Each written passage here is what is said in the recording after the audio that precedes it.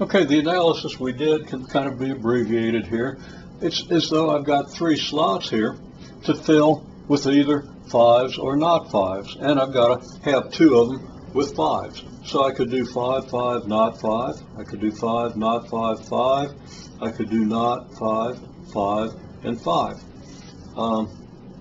The order in which the 2 5s occur doesn't matter, so this is a combination. The number of ways of doing this is C of 3 2 ways to fill the 3 slots with the 2 5s, where the order in which the 5s come doesn't matter. Where they come does matter, but the order in which the 2 5s go down does not. So we're, again, into combinations. So the probability of 2 5s and 3 rolls is going to be what? Well, this happens with probability, well, you've seen the probabilities. I don't have to read those to you. Each of these is equal to 1/6 squared times 5/6, because we got 1/6 twice here, we got 1/6 twice here, we got 1/6 twice here, and in each case we've got 5/6. So the probability of 2 5s and 3 rolls is going to be, first of all, 3 times this, or this plus this plus this, which is the same as 3 times this. You're going to write that as C of 3 2 times 1/6 squared times 5/6.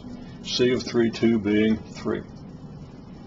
Okay, so another way of writing this, a little more general, the probability of 5 on one roll, if the probability of 5 on one roll is P, and the probability of not 5 on one roll is Q,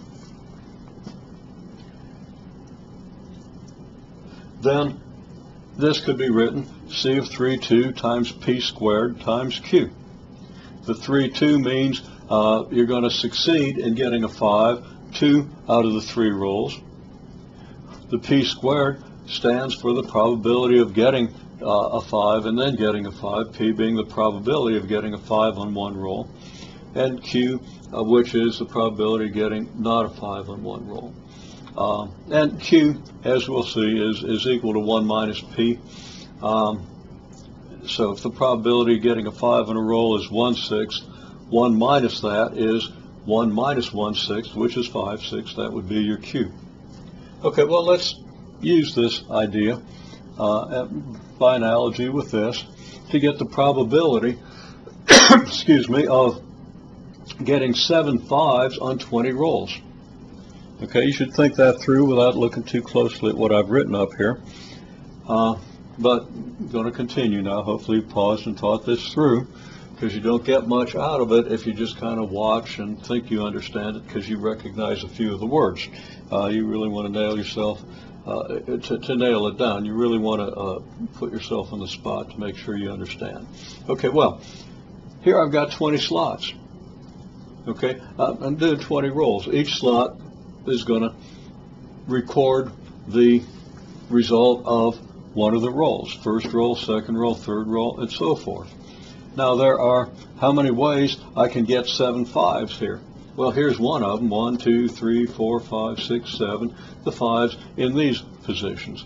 Now there are a lot of other ways the 5s could be distributed, and we don't even want to try to count them. But we know that there are C of 27 ways to do that, because we're selecting 7 out of 20 positions. We're selecting without replacement. Excuse me. I'm going to have to stop here for just a second. I'm suffering after effects of a cold I had a couple of weeks ago. It's kind of aggravating. Okay, so the probability of 7 5s and 20 rolls. There's C of 27 ways to distribute the 5s among the 20 rolls. The probability of getting any one of those 5s is 1/6, so we're going to have 1/6 raised to the 7th power, just by analogy with what we did over here, where we were trying to get 2 5s on 3 rolls. We had 1/6 on each of those 2, and that gave us the 1/6 squared. Similarly, we're going to have 1/6 to the 7th here, because now we're asking about getting 7 5s. Now, it's on 20 rolls, so that on the other 13 rolls, we have to not get a 5, and there's a 5/6 probability of that occurring on each roll. So it's going to be 5 6 to the 13th. Multiply that together, and we have this probability.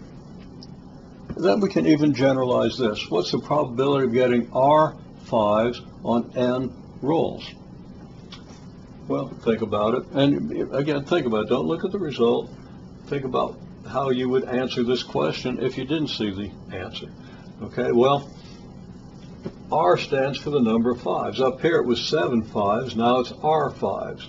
Where did the 7 go? It was here in the combination. So where's the R going to go? It's going to go here in a combination.